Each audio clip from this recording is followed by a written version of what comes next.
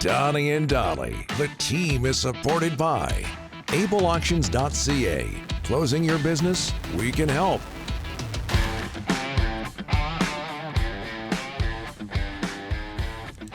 Monday and all of our guests today, including Noodles, Jamie McLennan, standing by, sponsored by Passant Motors. Ready to find your next vehicle? Visit Passant Motors today to experience the difference for yourself. The friendly team looks forward to helping you drive home in the perfect vehicle for your needs and budget. Getting to your destination starts with us. Learn more at Passant Motors, BASANT Motors.com. Alex Ovechkin, goal number 895. The greatest goal scorer in National Hockey League history as of yesterday. Jamie McLennan, Noodles from TSN, is here to talk about that and all matters NHL. Jamie, thanks for doing this, sir. How are you? Not too bad. How are you guys doing today? Very, very well. Goaltending. Okay, with Spencer Knight and Ilya Sorokin in mind, is it okay, Jamie, for a goaltender to be involved in a shooter's milestone, like was the case, as was the case Friday and Sunday? I mean, I don't know. I all I know is Ovi got me once, but he only played one game against me. So he might have hit this milestone a lot earlier had he played more games against me. That's what I would say. But honestly, I thought it was a little bit weird, but you could tell, Sorokin was looking at it going, okay, I'm part of history. I get it. I'm sure they know each other from, in Russia, the countrymen, all of that type of stuff. I'm sure they've crossed paths quite a bit. So apparently they're buddies, but it is a bit weird. I was watching it live and you're like, okay, they shut the game down. And I kept thinking to myself, like, they have a game to play. It's only halfway through the game and the Islanders are trying to make the playoffs. So it was a critical 2 points. So I think, afterwards, Sorokin can look back at it and go, okay, he scored on me. Yes, I'm going to be on every video clip for the rest of time, but I ended up winning the game. So that was the one silver lining for Sorokin. And Spencer Knight, I will say this, Ovi had like 3 or 4 shots after the empty netter and Knight wouldn't allow it. And good for him. He made the saves because I think there was 3 shots in a row off the draw in their offensive zone for Washington. And everybody knew that Ovi was getting the puck and Knight was like, to hell with this. He's got 2 on me. He's not getting a third. So good for Spencer Knight, but I've been a part of milestones, unfortunately, on the other side, and it's not the best feeling, especially in the video age where it lives forever. What milestones were those? Well, Matt Sundin got 6 points on me one night in Toronto. Wow. He got 4 goals, 2 assists, and I made like 48 saves. And the saddest part about all of that, we lost 6-5 in overtime, is Joe Nieuwendyk got a hat trick that game. He was on my team in Florida.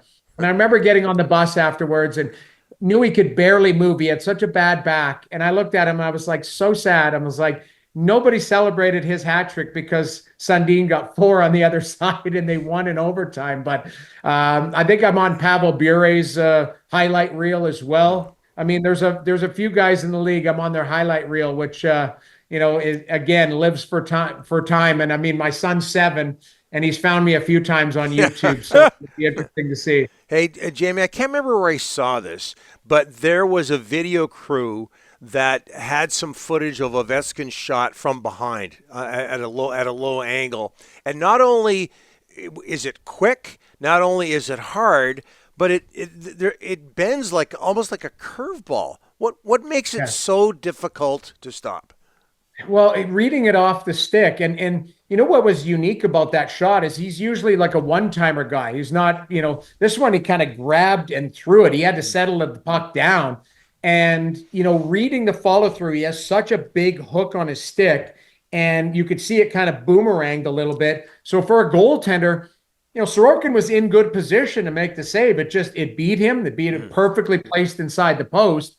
What a play. I thought, I'll be honest, against Chicago, I thought it was weird that he didn't want to be on for the empty netter.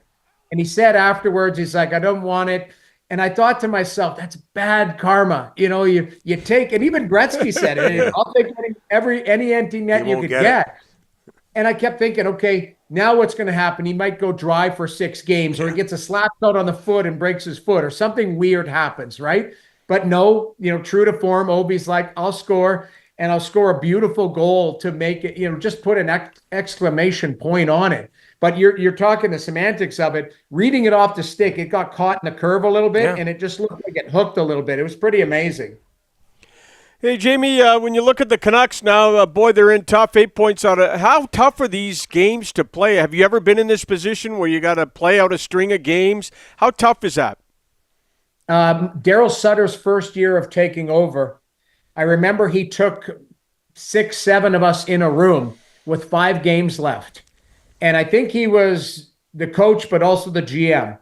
And so he had full control. And I remember him going around the room in the conference room, and he said, "What do you guys have in common?" And it was myself, Craig Berube, Martin Jelena, Dave Lowry. This was in Calgary. So, and he said, "You're all 30 plus." He said, "You guys are the veterans on this team." And he said, "I'm going to hold you all accountable if this team goes into the tank the last 5 games." Because he said, I want to see what these guys have. I want to see what you all have as far as character and who wants to be here next year. And he said, if this team packs it in, I guarantee you none of you will be. And it was kind of, he was matter of fact, but it was true. I mean, he basically everybody that was 30 and over was playing for their career or playing for a job within the Calgary Flames organization. And I don't know, to be honest, I don't know what we did down the stretch, but I know that we tried very hard. And that was the biggest thing. And, regardless of if you're in the playoffs, if you're not in the playoffs, somebody's always watching. And the organization's always watching, going, are you part of the problem? Are you part of the solution? So that's what I would be looking at is, are there guys that are on Expedia, they got their U-Haul packed, or are they going to fight right to the bitter end and play hard because they know that it's a pride thing. And I would suspect a lot of guys are going to fight to the end. I would hope that that's the case, not only for the Vancouver Canucks, but a lot of teams that are going to be on the outside looking in. Jamie, what's going on in Ottawa? A huge win over the Panthers. They're only 2 points back of the Panthers. They're only 4 back at Tampa Bay. They've won, 3 straight. Travis Green's got them playing absolutely phenomenal right now. Yeah, and I mean, a little bit of, I wouldn't say fool's gold, because 2 of the games were stolen by the goaltenders. So against Tampa, who absolutely put a clinic on that night, they had 29 high danger chances that night against the Ottawa Senators. That's according to Sport Logic, which I get the stats. So 29-9 was the high danger chances against Tampa. And then against Florida in the afternoon game, the chances were 26-7. So, they were outchanced. I believe it was, if you do the math or whatever, it was 55-16 in 2 games. So it was Allmark and it was Forsberg on those 2 wins. But yesterday, Columbus had nothing, and the Senators squeezed them. I think Columbus maybe had 6 high danger chances the whole game, maybe 9. But Allmark got the shutout, their 10th of the season. That's the one thing that Travis Green's done a great job with this group, is letting them play a system. There's some skill there, certainly. They made some changes to add some veteran group to some of the younger guys, and the goaltending has been huge down this stretch here. But they play an up-tempo style, they play a physical style, and Greeny deserves a lot of credit for holding them accountable. A lot like Rick Tocchet did last year. When you look at it, Vancouver had that identity. Well, right now the Ottawa Senators have an identity of being very hard to play against because they play speed and they play in your face. One more, Jamie, if you don't mind. 5 straight wins, 2-1 over Nashville. They're in a wild card spot. Speaking of the Eastern Conference, what do you like about the way the Montreal Canadiens are playing right now? I just feel like there's a little bit of destiny involved in this. I'll give you an example. Against Florida the other night, if you go back on the highlights, Suzuki scores with 9 seconds left, just under 9 seconds. The puck started with 17 seconds left behind Montreal's net. They go for the entry. The shot comes back for the point. I think it was Matheson or Hudson. I think it was Hudson that shot the puck. Sam Reinhart goes down to block it. It hits his hand and goes backdoor to Suzuki. And Suzuki goes, "Oh, I'll take this. I'll put it in the net." And then in overtime, 39 seconds later, whatever it was, 26 seconds later, I believe, Suzuki beats Reinhart on the wraparound. It just feels like they're destined. I thought that they were going to be a team that had 84, 86 points. I didn't think they were going to make the playoffs, but they made a bold move, calling up Dobush, the goaltender, and putting Primo on waivers and sending him down. That was a drafted and developed player of theirs.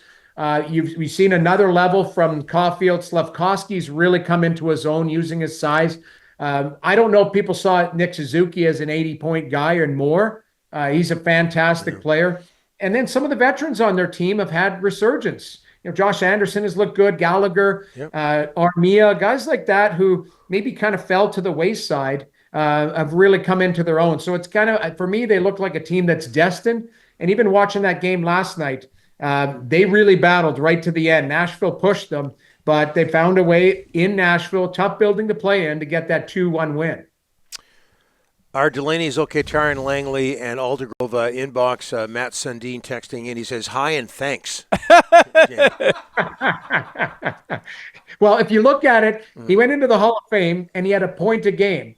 So if he didn't get the 6 against me, there you go. then maybe you're technically just shy of that point a game. So, I love Matt's, but I did not enjoy that night. I will be honest. Thanks, Jamie. We'll talk to you in a couple of weeks. You bet. Thanks for having me, guys.